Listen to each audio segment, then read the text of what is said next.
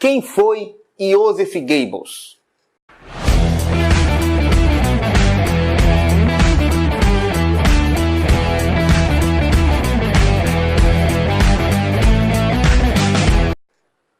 Paul Joseph Goebbels nasceu em outubro de 1897 no oeste da Alemanha.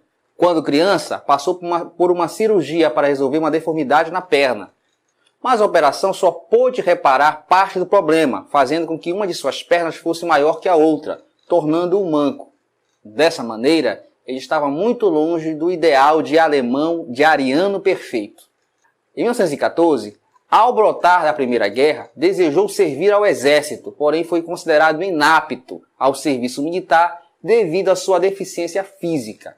No ano de 1921, completou seu doutorado em filosofia pela Universidade de Heidelberg. É isso mesmo? Não? Heidelberg. Tá. Nessa fase de sua vida, já voltado às questões políticas, acreditava que a democracia provocava o caos político na Alemanha. Já as características como intolerância, antipatia, aversão ao povo judeu e aos comunistas eram aos seus olhos toleráveis e inclusive necessárias. Simpatizante das doutrinas nacionalistas dos nazistas, Goebbels se tornou um adepto de suas práticas radicais e logo membro do partido.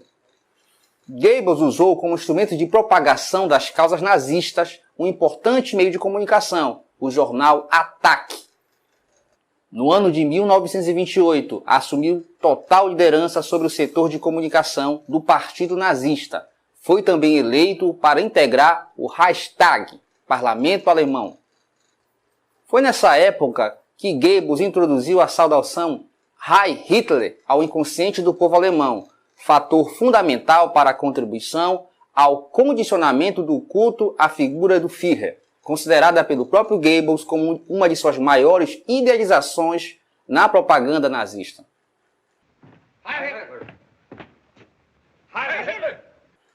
Além da saudação, foi também nesse período que a sociedade alemã teve os grandes espetáculos públicos, marca do movimento, inseridos no seu cotidiano. Com a chegada de Hitler ao poder, no ano de 1933, a figura de Goebbels tenderia a ganhar uma importância cada vez maior no projeto de consolidação da hegemonia nacional socialista. Tanto que, nesse período, ele assumiu o Ministério da Propaganda e da Informação Pública, passou a controlar a vida cultural da Alemanha, moldando-a de acordo com a doutrina nazista. Para tanto, foi criado a Câmara de Cultura do Reich, setor responsável pelos requerimentos de certificado de ancestralidade ariana, que a partir dessa época tornou-se obrigatório. Esse documento visou promover a expulsão definitiva de judeus das atividades culturais alemãs. Paralelamente, Goebbels e sua equipe passaram a exercer repressão total a todos que fossem considerados contrários ao que, segundo o Führer e sua equipe, eram os verdadeiros valores alemães. É nesse momento também da história que foram levadas à fogueira obras de escritores liberais, pacifistas e socialistas. O antissemitismo havia contaminado as universidades. O nazismo estava pervertendo a mente das pessoas, fazendo-as se voltarem contra toda a cultura moderna, impondo uma ideologia intolerante e castrada que levaria os estudantes a queimarem livros. O líder socialista francês Léon Blum escreveu: era necessário que na Alemanha comunistas e sociais-democratas lutassem juntos. Por exemplo, aquela obra A Menina que Roubava Livros retrata muito bem esse momento. Com o decorrer dos anos, a ação da propaganda antissemita desenvolvida por Goebbels contribuiu para criar as condições que conduziram à Noite de Cristal em 1938, quando centenas de famílias judaicas tiveram seus comércios e casas destruídos.